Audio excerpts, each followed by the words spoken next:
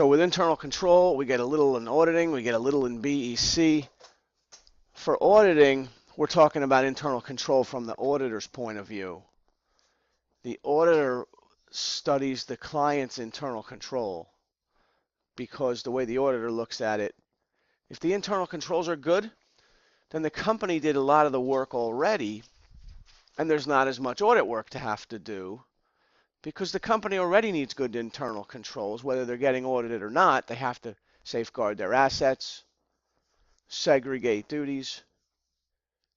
So if an auditor sees that the company has good internal controls, the auditor views that as a positive for the audit and for the company's overall sustainability.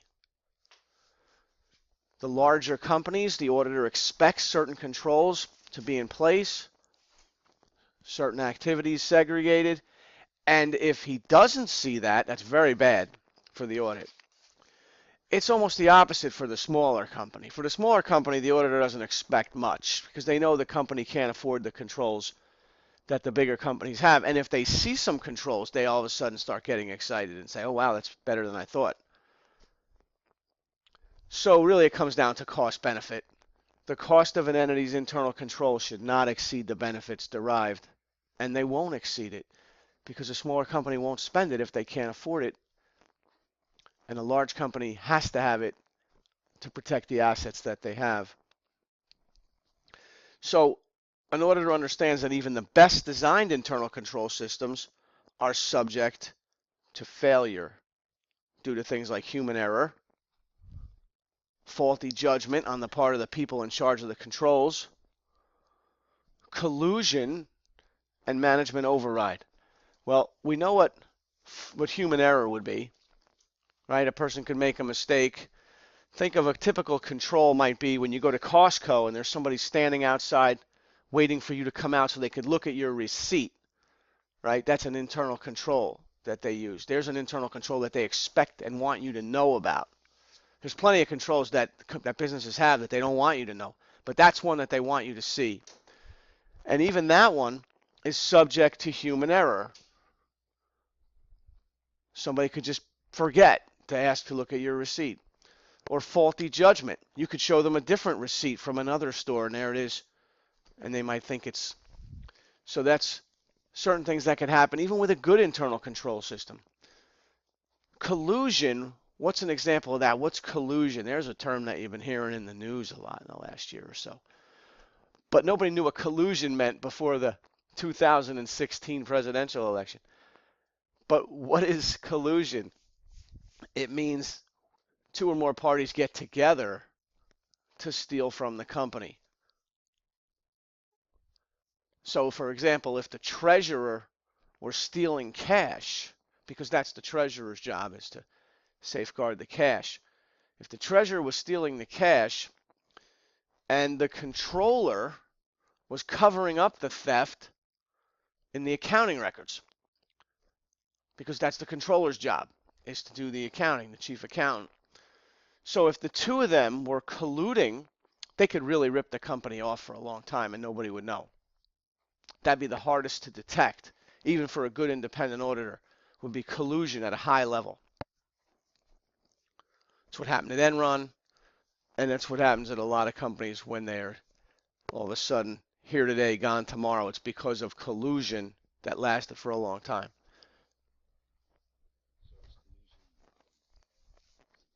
Collusion, the hardest to detect for the exam, yes.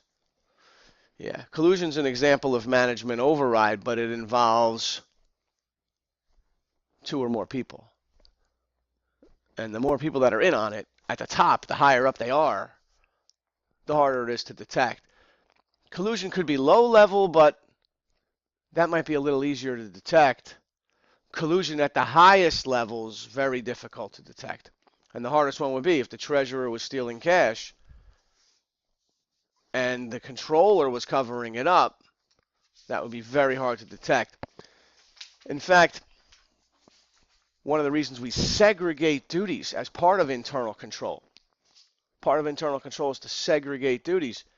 One of the reasons we do that is so the same person can't both steal the cash and cover up the theft. If they were holding both jobs, if they were both treasurer and controller, one person doing both jobs, that would be incompatible, because then it would be very easy for one person to steal in their treasurer job and cover it up in their controller job. So we want to segregate those duties. As an auditor, we want to see that those duties are segregated. But even if they are, collusion could still take place between the two. But at least it would take two people to get it done. Whereas if it was just one person handling both jobs, then the fraud risk would be much higher, because then nobody else would know that the treasurer would both steal cash and cover it up in their controller job if they were handling both jobs. So that's why internal control is really about two things. It's about safeguarding assets and segregating duties, because part of your safeguarding of assets involves segregating duties, and then making sure that there's no collusion going on. Because even the best designed internal control system could fail. Design means we segregated the duties, right? She's the treasurer, he's the controller. We segregated the duties. But if they get together and collude, then that's something that could still cause internal control to fail. Now, on the CPA audit exam, it's all a word game, as you probably know by now. So the terms, which words go together, word association, all the following belong except this one. So we've got to get to know what's the likelihood of that kind of question, and where within internal control you're going to see that, and what kind of terms do we have to know. Well, there's 5 components of internal control that you have to know. And the first one, and most important, is what's called the control environment. The control environment is where the auditor looks at the tone at the top of the company and wonders, is internal control a priority of these people? Are these people ethical? Do they have integrity? And we want to know this because, remember early on, if we determine that they don't have integrity, we're not even going to accept the engagement. But we might have thought that they had integrity, and we accepted the engagement, and now we're finding some doubt. So the control environment is what sets the tone, because when the top management of any organization is ethical, when there's ethics at the top, there's a chance that there's ethics flowing down from the top. But if the top management lacks integrity, what's going to happen from that level down? You think they're suddenly going to become ethical people in the middle? No. No. There's a saying that a fish rots from the head down. So whatever's happening at the top, the people down beneath that are just going to have their hand out and say, well, as long as you include me, I'll keep my mouth shut for you. So the control environment is one of the components of internal control. And the auditor needs to know about the very top people in the company. Do they have integrity? And one way to find out is you need to know who's in charge up there. Is management dominated by one individual? In a smaller company, they could easily be, that could be the case. Have you ever worked for somebody where that one person was the owner and that's it? They could override anything. That's a smaller to medium size kind of company. But then most of your publicly traded companies wouldn't have that situation. They would have an audit committee. Instead of management being dominated by one person, in a publicly traded company, there has to be an audit committee now. But in smaller company audits, you still could have one person dominating, and that would be considered high risk by the auditor. Much higher risk for management override when one person can override anything. But if there's an audit committee, that's good news. That's better. So the first component of internal control that you have to know is the control environment. And that sets the foundation for internal control. Now, on the next slide, risk assessment is the second component of internal control. Here's where the auditor needs to know about things like changes within the organization. Because a company needs to assess risk and anticipate problems and adapt to them before they occur. And the auditor needs to know if the company has done this properly. Has the client planned for these changes? For example, maybe the industry is going through a revolution. Think of the streaming of movies and TV shows. Now with Netflix being a dominant player. Well, Netflix is a relatively new company, but they took out a company who was a big player for decades in the video rental business, where they had a brick and mortar store, Blockbuster Video, and the business model would be you would join, you would have an annual membership, and you would go in and rent videos. You'd pick them up, you'd bring them back, pay a certain amount, maybe you'd get a couple for free every once in a while, and it was a great business model. But did Blockbuster Video ever do enough risk assessment to determine what the threats were to their company on a short term, a medium term, and a long term? Evidently not, because they never saw Netflix coming. Otherwise, they would have invested in the technology. Maybe they would have bought Netflix when Netflix was a smaller company. So there's a lot of ways that companies need to assess risk and then respond to that risk. And that's what the auditor wants to know in this component of internal control. Did the company anticipate problems and adapt to them before they happen? Because change brings additional risk. Change to the industry, change to the company, changing CEOs, changing software. Anything that you change, expanding territory, going from just being domestic to being international, all that type of change brings additional risk. And the auditor wants to know if the client planned for the change sufficiently. And if the auditor believes the client did plan sufficiently for the changes, the auditor will assess that risk low for the risk assessment component. However, if the auditor sees that the client took no steps to plan for these changes, the auditor will assess risk high. And these are different components of internal control, which means the auditor might assess the risk assessment component as high risk for saying that Blockbuster didn't take any steps to adapt to these changes before they occurred. But at the same time, the auditor might have said that the control environment at Blockbuster was a bunch of people with integrity and ethics. They demonstrated ethics all the time. So you might assess these different components separately, right? The auditing firm may have assessed the control environment risk as low, but the risk assessment high. It's not a one stop. So under the category of risk assessment on the next slide, here are the circumstances which risks may arise within a company, and the auditor wants to know if they've taken steps to adapt to these changes before they happened. For example, change in a regulatory environment. We didn't even talk about that. What if a new law is passed and it affects your company? The auditor wants to know if the company's ready for that new law.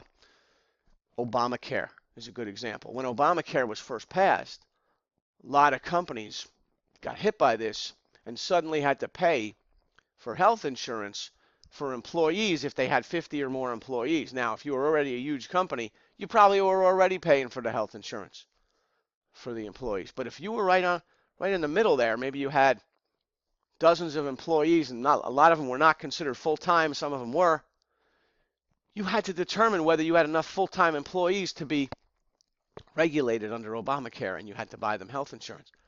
So the auditor would come along and try to determine whether the company actually took steps and were prepared for this,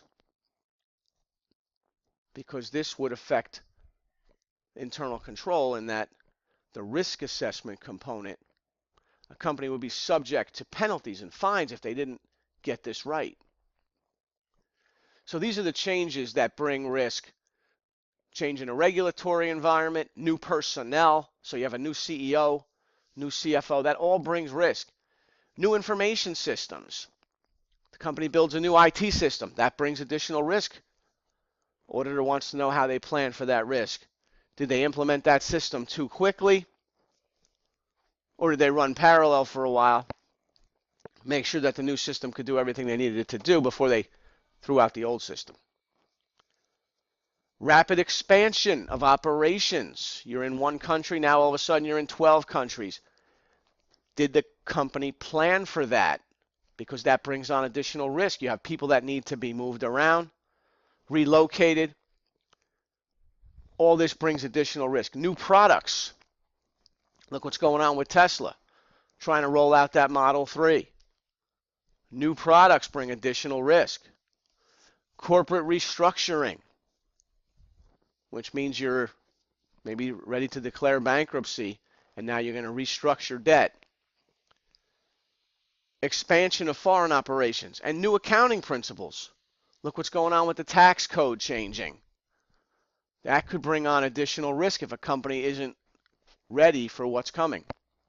They might think they're going to wind up with lower taxes, but they might wind up having to pay more and not realizing it because they didn't plan for the changes. So that's the auditor looking at this and saying, did the company prepare for what's coming? So the first two categories of internal control environment, risk assessment. So on the next slide, if the auditor feels that the client's top management has integrity and demonstrates a commitment to ethics and communicates ethical behavior to the rest of the organization through things like a code of conduct, then the auditor could assess the risk low for the control environment component, the first component, and that'd be good news for the audit. So they're going to assess each component separately, and they might think the control environment component looks good. But then if the company's experiencing rapid growth and the auditor determines that the company did not plan adequately for the changes, then the auditor would assess the risk assessment component high. So one doesn't necessarily have to do with the other, and the outcome of the auditor's assessment will change. So don't get confused here. Risk assessment is a component of internal control, and risk assessment is also a term that relates to what the auditor is going through right now in determining how much risk the auditor thinks he's facing on this entire audit. Because they both have risk assessment. The company has risk and the auditor has risk.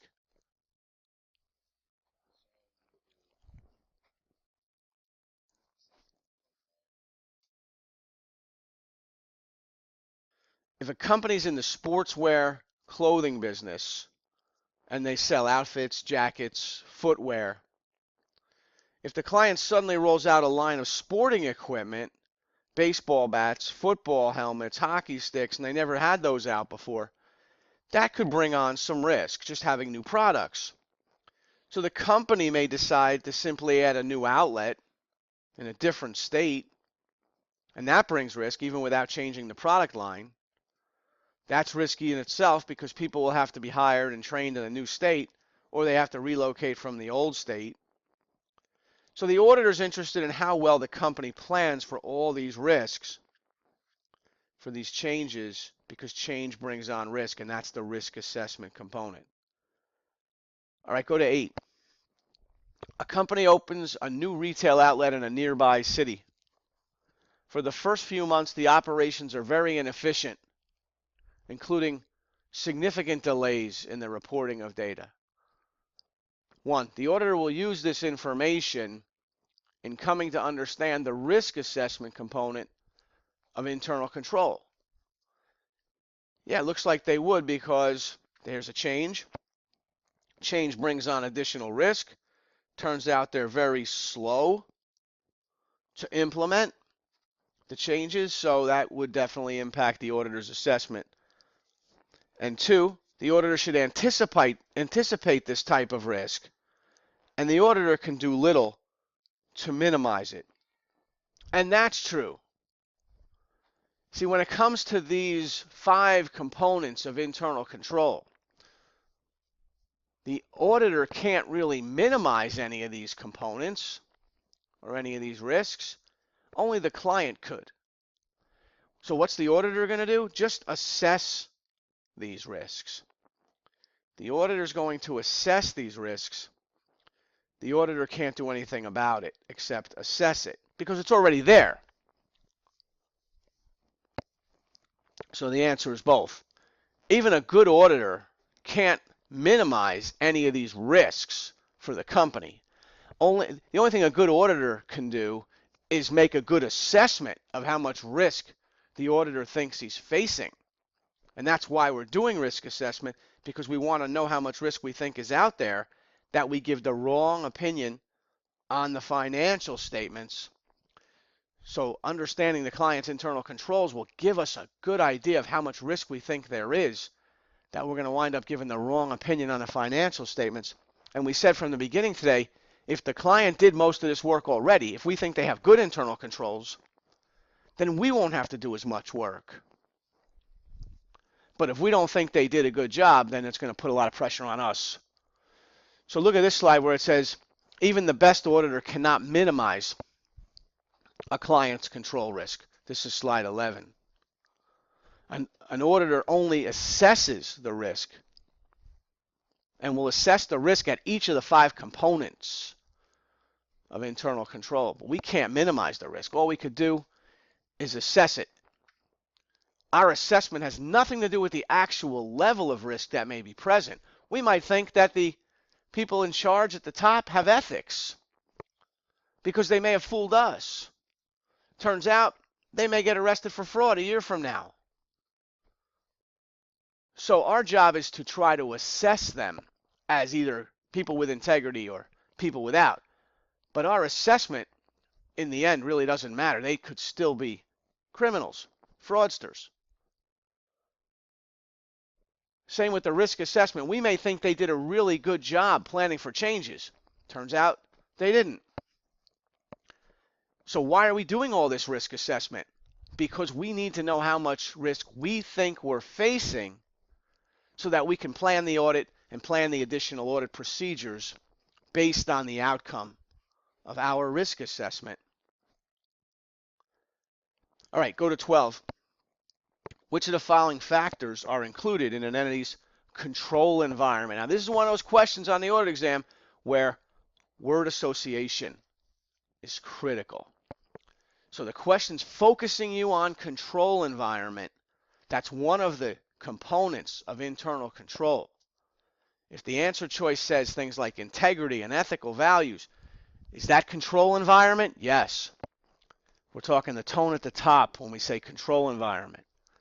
The foundation for internal control is, does top management have ethical values? Is there integrity among these people? So 1 and 2 look good. What about 3? Risk assessment.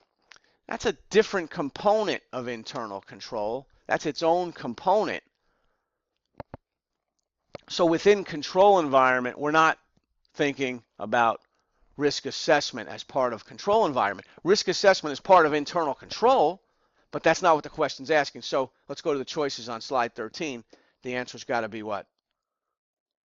1 and 2. Yeah, 1 and 2, not 3. B. Good. All right, go to 15. If new regulations or accounting principles impact the company's business risk, the auditor needs to assess the impact on control risk of which components of internal control. So here comes Obamacare, a new regulation, or here comes a new accounting principle, the leasing accounting principles that are coming out next year. Here's some new stuff. Which component of internal control are we interested in directly here? That's the risk assessment. Right, not control environment. Control environment, we're talking the tone at the top, the individuals who are in charge. Are they ethical? Do they have integrity? That's different. Here we're focusing in on new regulations, changing accounting principles. That's risk assessment component. Letter B. Any questions so far? All right, let's go on to the next 3 categories of internal control, the next 3 components. We got control environment, we got risk assessment. What's coming next? Hey, it's Darius. For more CPA exam audit videos, visit cpaexamtutoring.com and check out some of these happy emails I received.